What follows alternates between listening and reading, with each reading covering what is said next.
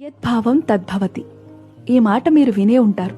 దాని అర్థం మనం ఏమనుకుంటే అదే జరుగుతుంది, ఎలా ఆలోచిస్తే అలాగే ఉంటుంది.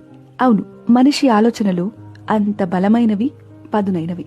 సో మనం నెగిటివ్ గా ఆలోచిస్తే అంతా నెగిటివ్ గానే కనిపిస్తుంది, అలానే జరుగుతుంది.